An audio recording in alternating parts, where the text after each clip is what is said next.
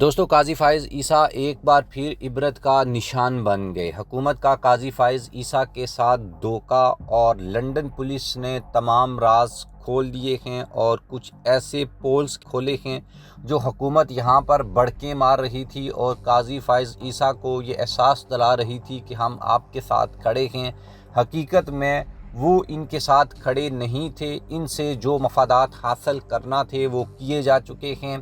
اب قاضی کو بے یار و مددگار کیلیں چھوڑ دیا گیا ہے۔ کیا ڈیولپمنٹس ہوئی ہیں یہ آپ کے سامنے رکھیں گے اور آپ کو بتائیں گے کہ حکومتی جو بیانات ہیں، جو دعوے ہیں، ان میں کس حد تک سچائی تھی اور کس حد تک سچائی ہے۔ آپ ہمارے چینل کو سبسکرائب کر لیں، بیل آئیکن کو بھی پریس کر لیں اور آپ بھی اپنی جو رائے ہے وہ کومنٹ باکس میں لازمی لکھیے گا کہ قاضی فائز عیسیٰ نے جو سہولت کاری اس حکومت کے لیے کی ہے، اب کیا وہ اس کا انجام بھگت رہے ہیں۔ اچھا، اگر بات کریں تو ویسے تو 17 سیاسی یا 17 سیٹیں جیتنے والی جو جماعت ہے اس کو تو کوئی اپوزیشن لیڈر بھی نہیں رکھتا، لیکن یہاں پر قاضی فائز عیسیٰ کی کچھ لوگوں کے ساتھ مل کر سہولت کاری نے ایک ایسے شخص کو وزیر اعظم بنوا دیا جو 17 سیٹیں جیتا تھا، اور یہ بڑی حیران کن بات تھی۔ اور اس سے پہلے بھی پاکستان تحریک انصاف سے بلے کا نشان چھینا گیا۔ پھر یہ نہیں ہے کہ قاضی صاحب نے 17 سیٹیں جیتنے والی جماعت کے بندے کو وزیر اعظم بنوایا، بلکہ پھر اس بات کو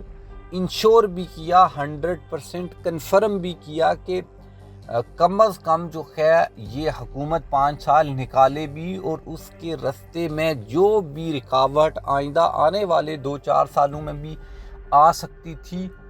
وہ بھی انہوں نے دور کرنے کی کوشش کی۔ اور وہ انہوں نے مطلب یہ کہ سمجھ لو سپریم کورٹ کی چھت کے اوپر کھڑے ہو کر ادھر یعنی کہ آواز دی ہے کہ شہباز شریف کو، زرداری کو، کہ یار میں ادھر بیٹھا ہوا ہوں، آپ کو جو چاہیے، جو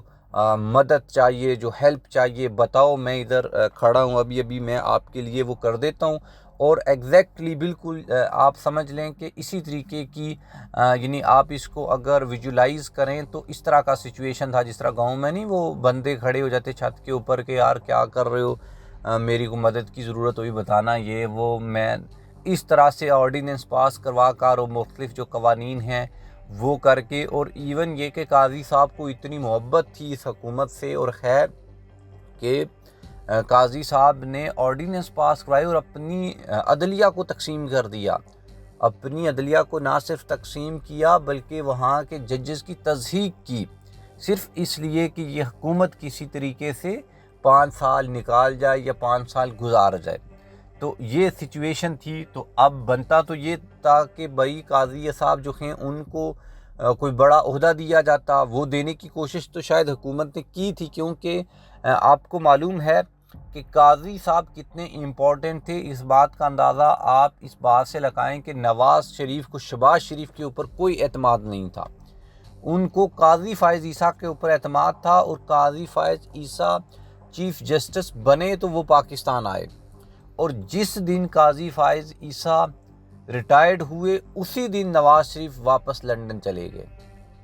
یعنی کہ یہ دوستی یا کہہ لیں یا حسن اتفاق کہہ لیں یا پھر قاضی صاحب کے اوپر ٹرسٹ کہہ لیں کہ نواز شریف شہباز شریف کے اوپر اعتبار نہیں کیا اس نے کہ میرے بھائی کی حکومت ہے، ہو سکتا ہے میں اپنے بھائی کی حکومت میں بھی گرفتار ہوں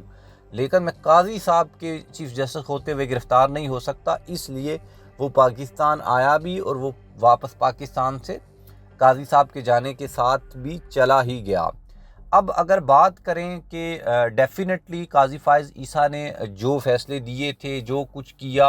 اور وہ 2 سال میں آپ کو معلوم ہے کیا کچھ ہوا اور کیا کچھ نہیں ہوا، اور ان میں کچھ چیزیں ابھی بھی جاری ہیں، لوگوں کو اٹھایا جا رہا ہے، بچوں کو، مطلب واٹ ایور جو بھی اس وقت ہو رہا ہے وہ آپ کی مطلب آپ دیکھ بھی رہے ہیں اور آپ سن بھی رہے ہیں، اب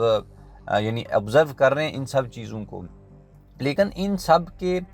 بیچ قاضی صاحب تو مکمل جو ہے وہ خاموشی کے ساتھ بیٹھے رہے، اور پاکستان تحریک انصاف کے لوگوں میں غم و غصہ ہے، ریئیکشن ہے، اور وہ قاضی صاحب جو ہیں ان کے اوپر انہوں نے اپنا غصہ نکالا بھی جب ان کو موقع ملا لنڈن میں. جب وہ غصہ نکالا گیا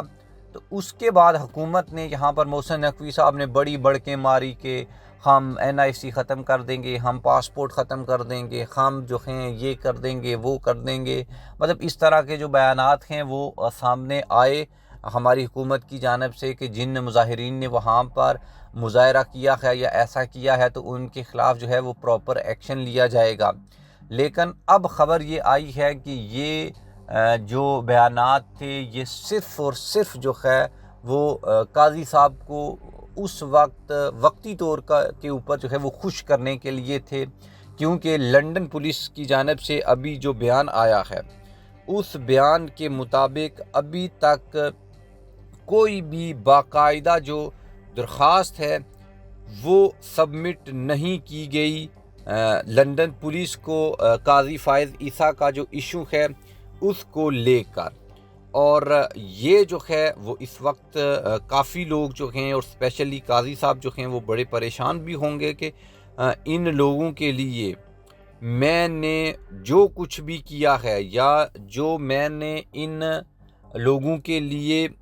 آپ یہ کہہ لیں کہ 17 سیٹوں والی جماعت کو میں نے ان کا وزیر اعظم بنوایا ہے, ان کو ہر طرح کی سپریم کورٹ سے جو ہے وہ سہولت کاری دی ہے, لیکن اس سب کے باوجود جو ہے انہوں نے لمبے لمبے دعوے تو کیے ہیں لیکن میرے لیے انہوں نے باقاعدہ جو ہے وہ کوئی درخواست جو ہے وہ لنڈن پولیس کو سبمٹ بھی نہیں کروائی, کیونکہ اس کے اوپر کارروائی ہوگی بھی تو ویسے تو ایک پولیس اپنے طور کے اوپر کر رہی ہے. فار ایگزامپل یہاں پر کوئی واقعہ پیش آ جاتا ہے تو آپ کو پتہ ہے لوگ اکٹھے ہو جاتے ہیں, احتجاج ہو جاتا ہے تو پولیس آ جاتی ہے, وہ بیچ بچاؤ کرتی ہے, کچھ لوگوں کو پکڑ کر بھی لے جاتی ہے, پھر ان کو جا کر چھوڑ دیتی ہے. تو اس طرح کی سچویشن پیدا ہو جاتی ہے. لنڈن میں بھی اس طرح کی سچویشن پیدا ہوئی ہے. اب یہ کہ یہ واقعہ ہوا ہے اور اس میں کوئی شخص متاثر ہوا ہے اور اس شخص کے متاثر ہونے کی وجہ سے وہاں پر موجود کوئی بندہ یا حکومت یا کوئی بھی جا کر باقاعدہ پولیس کو جا کر شکایت کرے کہ یار یہ جو واقعہ ہوا ہے اس میں میرے ساتھ زیادتی ہوئی ہے, یہ ہوا ہے یا وہ ہوا ہے, کوئی اس طرح کا کوئی کیس بنائے, اس میں کوئی وکیل کرے, یا ویسے ہی پولیس میں جا کر قاضی صاحب خود پولیس چلے جاتے اور شکایت کر دیتے میرے ساتھ یہ ہوا ہے. لیکن نہ انہوں نے کوئی شکایت درج کروائی ہے اور نہ حکومت جو ہے اس نے شکایت درج کروائی ہے. بعد میں جب سفارتی ذرائع سے یہ معلوم ہوا کہ لنڈن پولیس تو کہہ رہی ہے کہ ہمارے سامنے تو کوئی شکایت ہی درج نہیں کروائی گئی, تو اس کے بعد یہ کہا گیا کہ نہیں اصل میں ایسا نہیں ہوا یہ ہے کہ ہم نے ڈپلومیٹک جو پولیس ہے اس کو شکایت درج کروائی ہے اور وہ اپنے طور کے اوپر اس کے اوپر انویسٹیگیشن کر رہے ہیں. جب لنڈن پولیس سے بات کی گئی تو وہ یہ کہتے ہیں کہ یہ تو ان کی جورسڈکشن میں آتا ہی نہیں ہے, تو جب ان کی جورسڈکشن میں نہیں آتا تو اس کا مطلب ہے وہ کارروائی بھی نہیں کر سکتے, پاکستان کا سین تو ہے نہیں ہے وہاں پر. تو اس وجہ سے یہ قاضی صاحب کے ساتھ جو کچھ ہوا ہے وہ سمجھ لو کہ جو ہونا تھا وہ ہو گیا ہے. تو اب حکومت جو ہے وہ یا انہوں نے جو قاضی صاحب کے ساتھ کیا ہے اس کے اوپر قاضی صاحب کو بھی سوچنا چاہیے کہ جو لوگ حکومتوں کے اعلیٰ کار بنتے ہیں ان کا انجام یہ ہوتا ہے اور حکومتیں ان کو پھر کیسے بے یار و مددگار چھوڑ دیتی ہیں, وہ ایسے ہوتا ہے.